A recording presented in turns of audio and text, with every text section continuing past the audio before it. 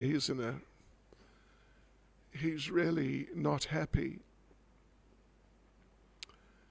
So anyway, he's on his way through Japan to India. I'm sure, well, I assume, I hope, someone is with him, but I don't know actually offhand. Okay, so here we go, devotees. En route to Japan, Prabhupada stopped overnight in Hawaii. He stayed in a motel, and Gaurasunda and Govinda Dasi came to talk with him. Govinda Dasi wanted Prabhupada to stay and install their deities of Radha and Krishna in the temple.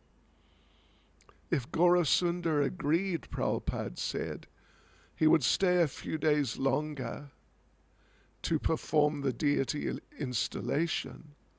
Let me consult, Gaurasunda replied. And the next day Prabhupada flew on to Japan. Okay. From Japan, Prabhupada wrote Govinda Dasi, quote,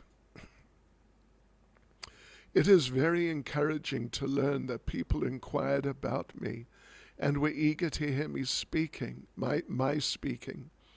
I could have stayed 1 or 2 more days. There was no hurry, but you did not make any arrangement." Yeah, you know, you got to be on the ball. I mean, I'm not saying any of you are not, but I'm just saying one has to be on the ball. Because Prabhupada would have stayed.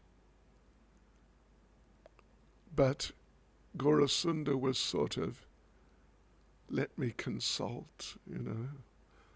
If he just agreed with Prabhupada, Prabhupada would have stayed. But he seemed disinterested. That's what happened in America to some degree. Some devotees, of course, they don't really know, they don't have experience, they don't understand about these types of dealings. But they were, you know, sort of not quite blasé, but definitely not in the mood that, yes, we will do it and then do it. So I will consult. And Prabhupada left the next day. I personally proposed to Gaurasunda that I shall install the deities, and he replied that, let me consult. But he never informed me of the result of that consultation and with whom he had to consult. So this is the present situation in our ISKCON society. It is clear that a great mischievous propaganda was lightly made, and the effect has created a very unfavorable situation. And I am very much afflicted in this connection. Still there is time to save the society out of this mischievous propaganda, and I hope all of you combine together to do the needful. At the Tokyo airport, Prabhupada was greeted by executives of Dai Nippon Printing Company, the printers of Krishna, the Supreme Personality of Godhead, and the 20,000 monthly copies of Back to Godhead. Prabhupada and his entourage, he had someone with him, rode in a limousine courtesy of Dai Nippon to a small private apartment about 45 minutes from the temple. Prabhupada had developed a severe cough and several other symptoms of ill health due, he said, to his disciples' behavior. You know, that, of course,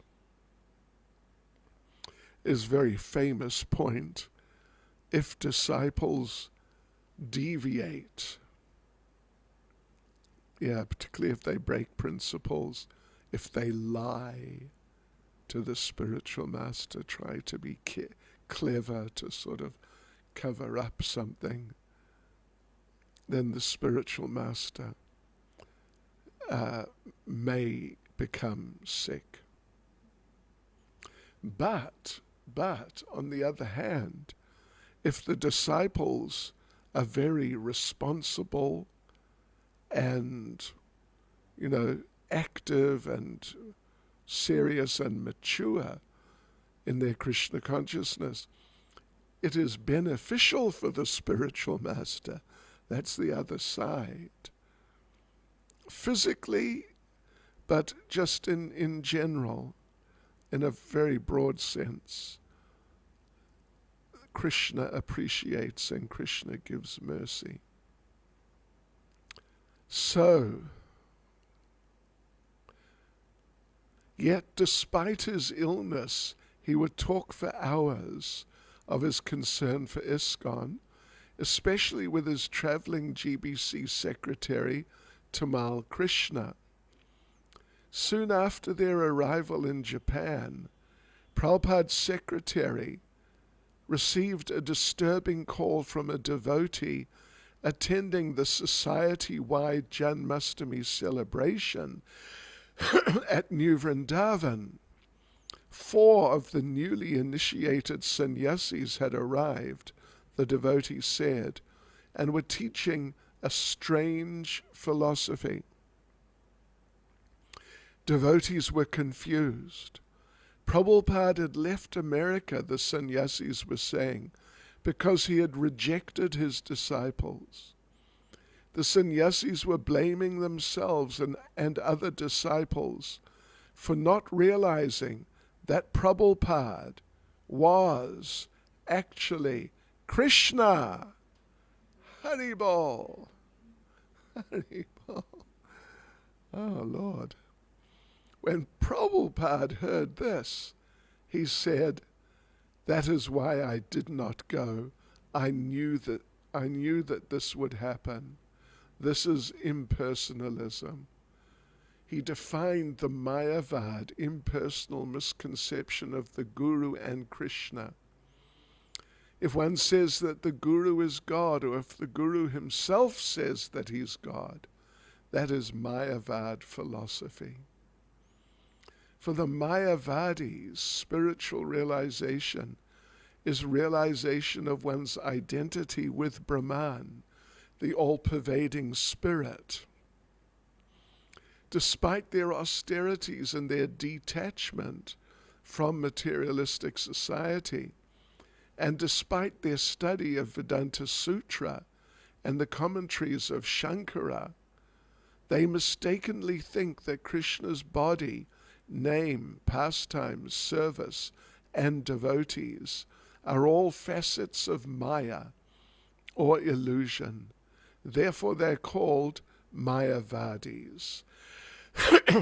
A Mayavad spiritual master does not reveal to his disciple the holy name of Krishna, the holy pastimes of Krishna, or the transcendental form of Krishna, since the Mayavadi considers all these Maya.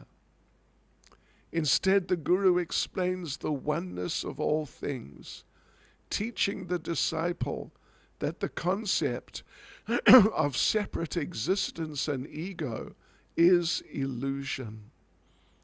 The Mayavadis sometimes compare the Guru to a ladder.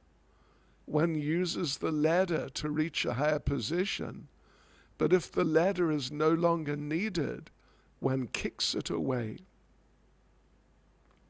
Prabhupada told a story, an incident happened in Mayapur. I'm sure some of you will have heard. Related, not just related, but it's like this. Prabhupada was on his morning walk in Mayapur, and he was walking across the fields, and he came to a ditch. Not a big ditch, but, a ditch. And he wasn't able to cross easily on his own.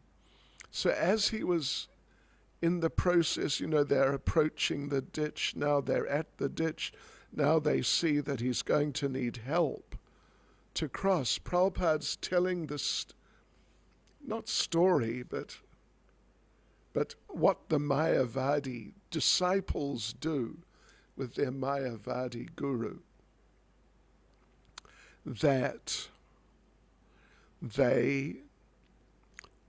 So he was explaining that they take help from the guru, and like a ladder, they climb up higher and higher and higher and higher, but then they reach the top. And then right at that moment, a devotee who just sort of hopped across to the other side, it wasn't far, but then he offered his arm to Prabhupada, and Prabhupada took hold of his arm and came across as he's telling the story. And just as he landed on the other side, Prabhupada said, and then the disciple, when he's reached the top level with the help of the guru, he just throws him away and just pushed the devotee's arm away. And the devotee was really taken aback. Have I offended Prabhupada? But then Prabhupada was explaining the story and the devotee understood. Yes. Okay, so where are we here? Okay. Coughing intermittently and speaking with physical discomfort. Prabhupada explained the Mayavadi's dangerous misconceptions. The impersonalists held a cheap, mundane view of the Guru, the Guru's worship, and the Guru's instructions. If one says that the Guru is God, and God is not a person, then it follows logically that the Guru has no eternal personal relationship with his disciples. Ultimately, the disciple will become equal to the Guru, or in other words, he will realize that he too is God. Yeah. I mentioned the other day, just a few days ago, I think, yeah, I did, how we started singing Guru Puja every day. You remember that? So yeah, I was staying in Bhaktivedanta Manor, and the then GBC, the late Hansadutta Prabhu, just came into the temple room one morning around that time and said, yeah, we got a new program today, Guru Puja. And so we did it for the first time. But so around that time, all around ISKCON, including in India, Guru Puja started, the Guru Puja program. And when some of Prabhupada's godbrothers heard about that, they said, no, it's too much worship. And I tell you what, Prabhupada didn't appreciate that. And the devotees didn't appreciate that at all.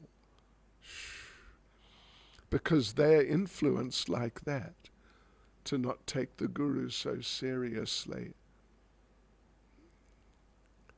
He's a pleasant old man. All right.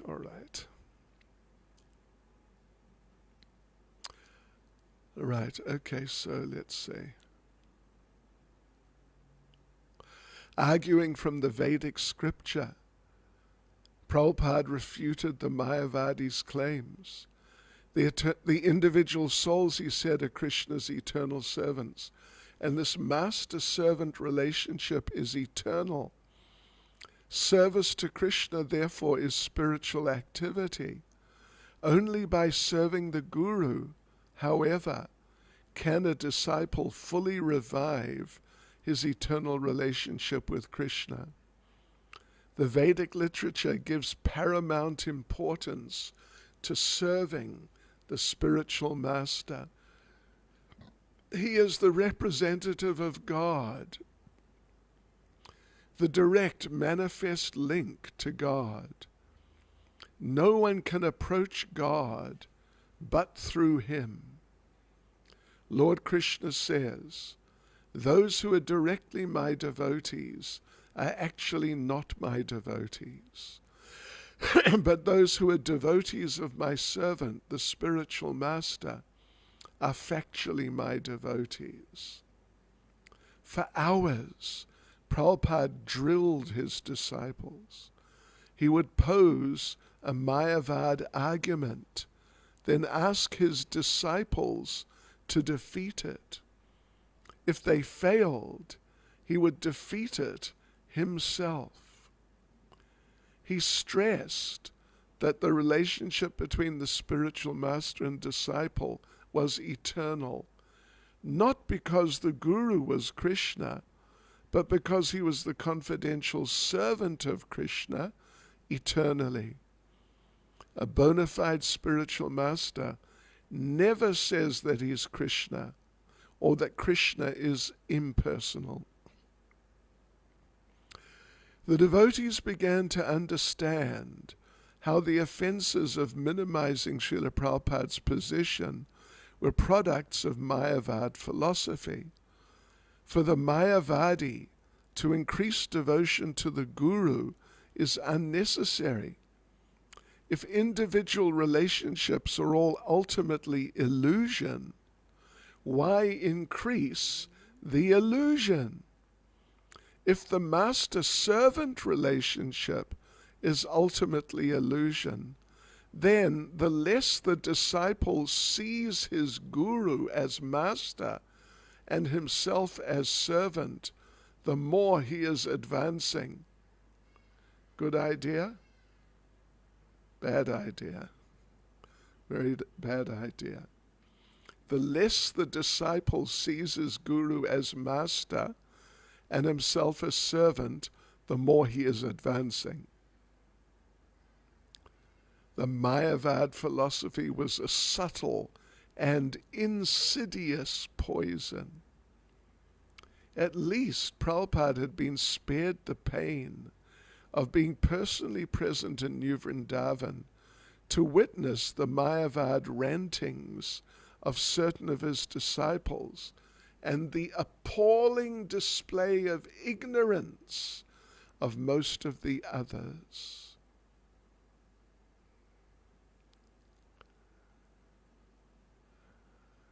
He had a small entourage and was on his way to preach in India, while here in Tokyo he would try to obtain many Back to Godhead magazines and Krishna books to take with him. Let's just have a look at it. Okay. Prabhupada observed Janmashtami at his apartment by having disciples read aloud to him from Krishna, the Supreme Personality of Godhead, throughout the day. If they kept reading, he said, they might be able to finish the book in one day. The devotees had decorated Prabhupada's room with leaves and flowers strung from the ceiling and along the walls, and Prabhupada sat on a thin mattress behind his low desk, hearing the pastimes of Krishna. At 9 p.m., after fasting all day, the devotees were still reading to him when he asked if they'd be able to finish the book by midnight. The devotees replied that they would not. Then you stop and I will read. Prabhupada opened a Sanskrit volume of the 10th canto of Srimad Bhagavatam, and for the next 2 hours chanted the Sanskrit verses. You cannot understand the Sanskrit, he said, but I know you can feel. The verses are so potent that just by hearing, one can be purified. During the reading, Kirtanananda Swami and Kartikeya Swami cooked a feast in the kitchen. At night, the devotees served Srila Prabhupada the Janmashtami feast. Taking only a few bites, he watched his disciples eat heartily. The next day was Vyasa Puja, Prabhupada's 74th birthday, and he went to the Tokyo ISKCON temple. The temple was only 2 rooms, one for living, one for worshipping, with Japanese grass mats on the floor. Prabhupada sat to the right of the altar looking at Lord Jagannath, while his disciples sat on the floor before him, singing Gauravashtaka prayers, glorifying the spiritual master. None of them, however, knew exactly how to conduct the Vyasa Puja ceremony. And after a while, they ended the kirtan. In the painfully awkward moments that followed, the devotees realized they were supposed to do something special. But what? Prabhupada appeared angry. Don't you have Pushpa Yatra? Isn't prasadam ready? The devotees looked at one another. This is not Vyasa Puja, Prabhupada said. You have not been to Vyasa Puja before? Don't you know how to celebrate the Vyasa Puja? How to honor the spiritual master? One of the sannyasis began to cry. Tamal Krishna, Prabhupada said, don't you see how I observe? Didn't you see? Didn't you see how I observed my Guru Maharaja's birthday? Where is Pushpa? Where is Pushpa?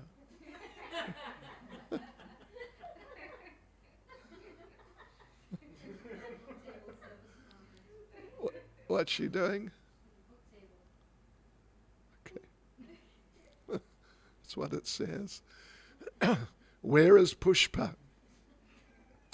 Pushpa is Sanskrit for flowers. Pushpa, Tamal Krishna decided Prabhupada must mean Pushpana, a fancy rice dish. I'm not sure, he said. What kind of Vyasa Puja is this with no Pushpa? Prabhupada asked. What sort of program is this? What's going on? Yeah. Wow. We can get some, Prabhupada, Tamal Krishna offered. Tamal Krishna grabbed Sudama.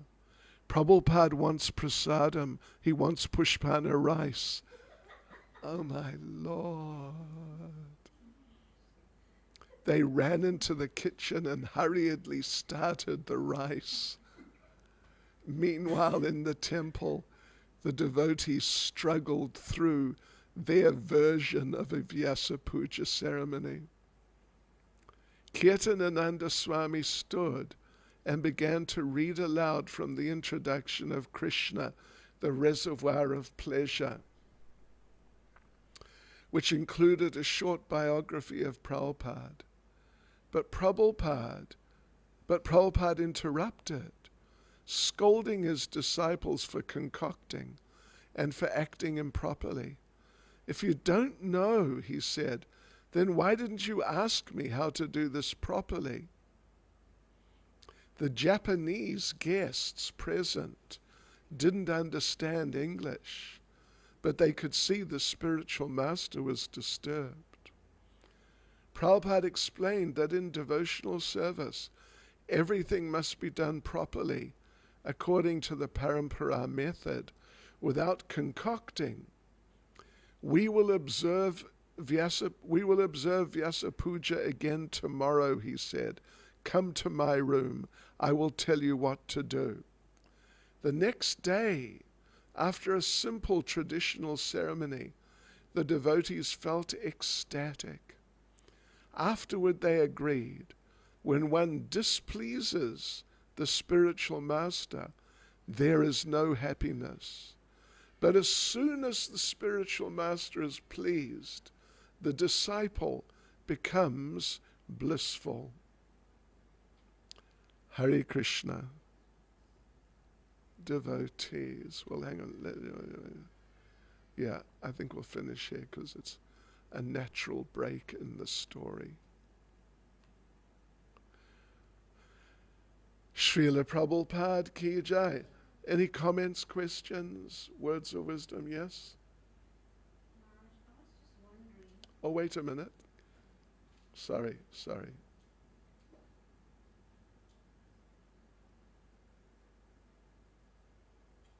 Krishna.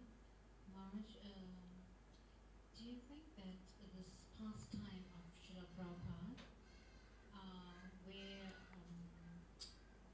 the devotees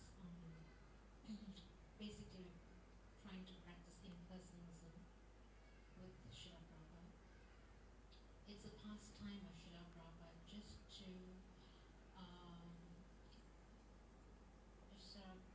get our faith in personalism to be re-established, proper.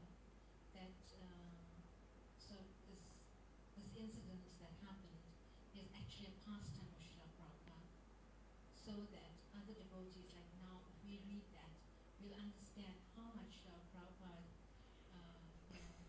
was against impersonalism. Right. Well, I don't think, in fact I'm sure, it's not just for that. It is for that, but it's also for these devotees specifically. It's a whole revelation for them. Yes. It's also, for Prabhupada, it's an interesting experience. It actually, Prabhupada was learning what we are like, step by step. And it took time. I mean, I'm not trying to minimize him by saying that, but at one point, he thought, not just thought, but he did, that we'll make many sannyasis and they'll, do everything nicely. So he made quite a number of sannyasis, but then a number of them fell down. So he changed the policy to not make so many sannyasis. At one point, like when these devotees went to London and they did very well, then Prabhupada was thinking that, devotees should become householders and they should all do like this. But then, a number of those householders just fell down or just got kind of mundane. So Prabhupada, he was kind of feeling his way out as he went. But definitely part of this whole incident is to educate us. Absolutely, for sure. And this book is very good like that, because there are, so many of these special incidents and described very nicely. Is that okay? Yes, Maharaj, that's fine. Thank you so much. I have one other question that's been on my mind for a long time. In the Caitanya Charitamrita is described Lord Nityananda to be a sannyasi, but also we see that he was married. So how to reconcile Yeah, he stopped. He was informally a sannyasi. Lord Chaitanya was formally. There was an initiation ceremony. He had a danda, etc. But Lord Nityananda never had that. But he was such a transcendental person that he was regularly addressed as a sannyasi and treated as a sannyasi. Yeah. But then he married later. Well, he married 2 sisters. Yeah. Thank you, Maharaj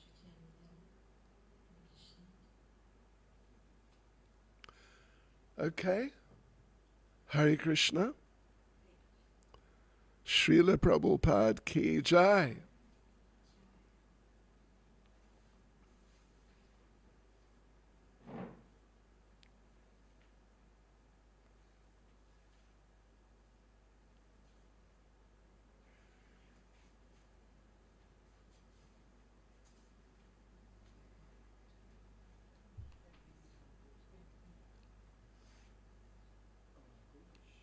Do you have any programs scheduled on a Friday basis?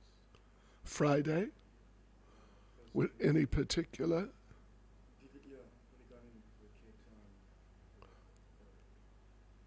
Oh, well, it's our idea on Fridays, right? I don't know where's my program. Here it is. Okay, yeah, this coming Friday. Yeah, well, this Friday we're free to have kirtan. I thought you were going to say for a program with your parents. Yeah, they want to have it on Saturday, but now I was trying to explain to them that you got busy schedule with them. We got no Saturdays from what I'm told. Yeah. And just going through. So I tried speaking to my dad about this regarding this program that he was supposed to do. So he wants to have it on Saturdays, but also he wants to invite the family members. Right. Some of the family members. But perhaps if he wants me to phone my dad and confirm it on Friday, it should be. Well, I tell you what, I don't know if it'd be good for him, but it would be possible to do it on a Sunday. Sunday? Yeah. Yeah. Because we got programs every Sunday, but a lot of them, or most of them, I don't know if it's all of them, but they're generally sort of around midday, like what we did last weekend, which means, we've got the afternoon free. We could have a program at 4 o'clock or something. What do you think? So Speak to him. So what time what time are you free at that time? Well, how much notice would he need? Maybe 2 or 3 weeks notice. Well, it is, what is it? It's the 9th today. So if we do it, well, let's see, the 3rd, what am I doing? No, I'm confused. So it is the 9th. I can phone you Well, yeah, okay. Like as possible. March the 3rd. I'm doing the program here. What is it? March the 6th. March